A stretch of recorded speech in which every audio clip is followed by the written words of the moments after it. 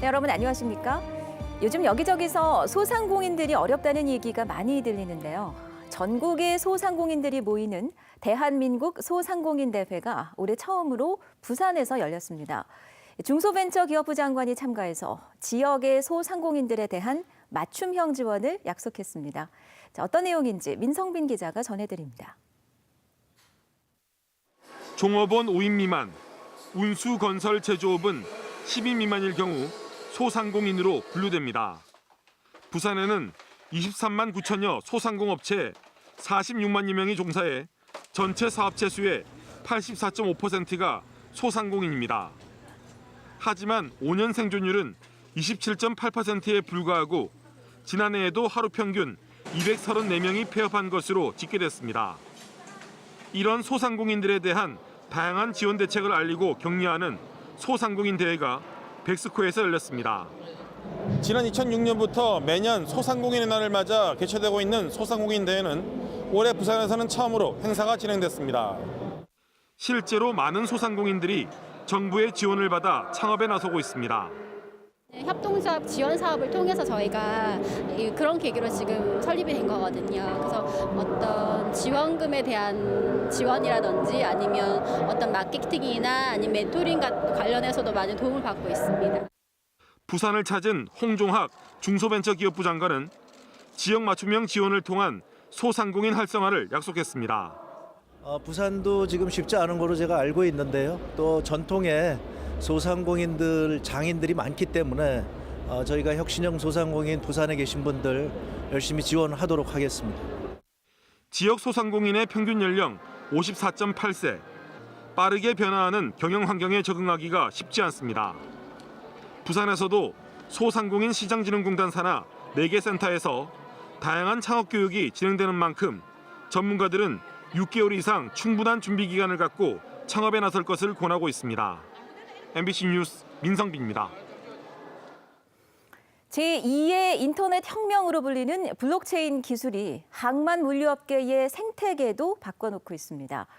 세계 1위 해운업체가 이 블록체인 기술을 활용하고 나서면서 이제 우리나라도 이에 적극 대응해야 한다는 지적입니다. 박준호 기자입니다. 비트코인 열풍으로 큰 주목을 받은 블록체인 기술이 항만 물류업계의 화두가 되고 있습니다.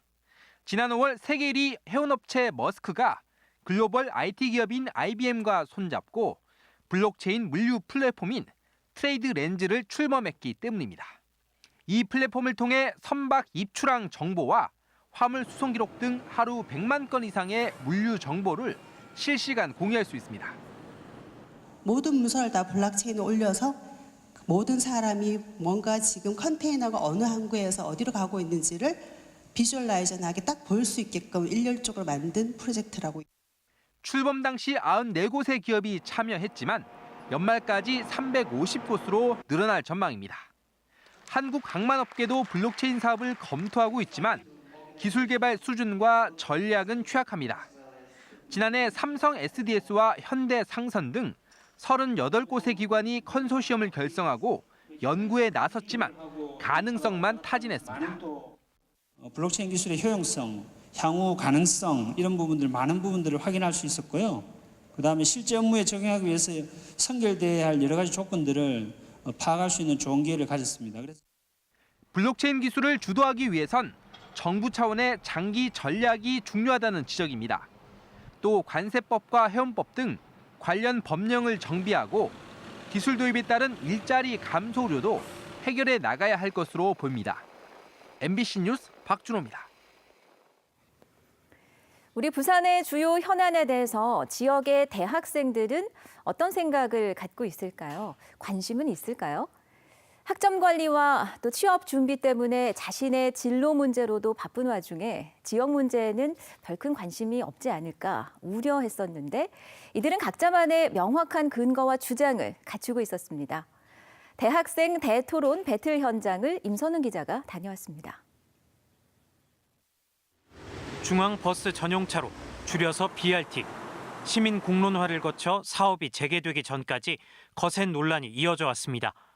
이 사업에 대해 대학생들은 어떤 생각을 갖고 있을까?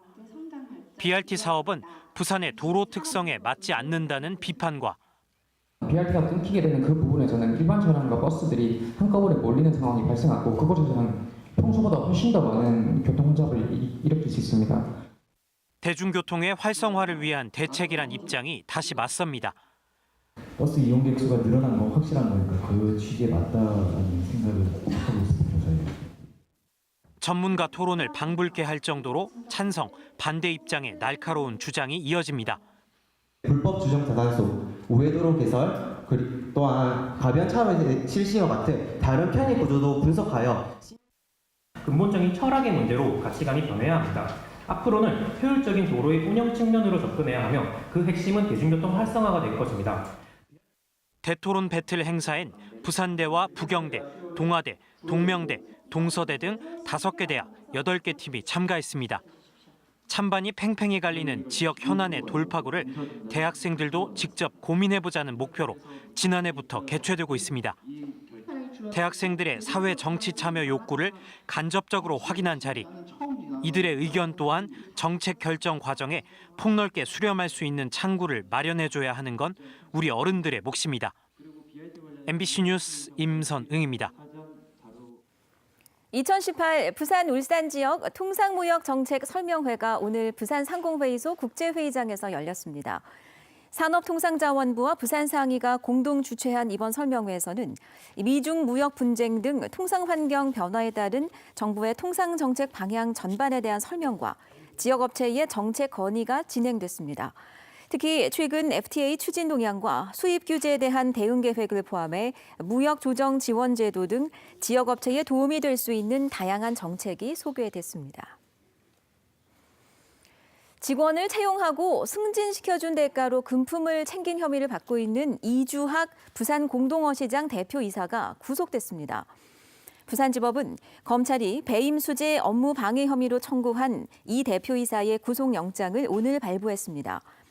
이 대표는 재임 중 직원 4명을 공동어시장 임원으로 승진시켜주는 대가로 4천여만 원을, 직원 1명을 채용하는 과정에서는 500만 원을 수수한 혐의를 받고 있습니다. 서장급 경찰 간부인 총경이 부하 직원들을 상대로 한 갑질 논란에 휩싸였습니다. 부산경찰청 소속 A 총경은 직원들에게 아내가 운영하는 보육시설 업무를 하도록 하고 대학생인 딸 과제를 대신시키는 등 상식에 벗어난 지시를 해왔다는 의혹이 제기됐습니다. A 총경은 딸의 연구계획서를 검토해달라고 했을 뿐이라며 관련 의혹을 부인했습니다. 배재정 국무총리 비서실장이 오늘 정부 세종청사에서 이임식을 가졌습니다. 배재정 실장은 1년 6개월 앞으로 다가온 21대 총선을 앞두고 부산 사상구를 맡아 총선 준비에 매진하겠다고 말했습니다. 후임으로는 정운현 전 오마이뉴스 편집국장이 사실상 내정된 것으로 알려졌습니다. 문 대통령의 영입으로 정계 입문한 배 실장은 2012년 19대 총선에서 비례대표로 당선됐고 20대 총선에서는 사상구에 출마했지만 낙선했었습니다.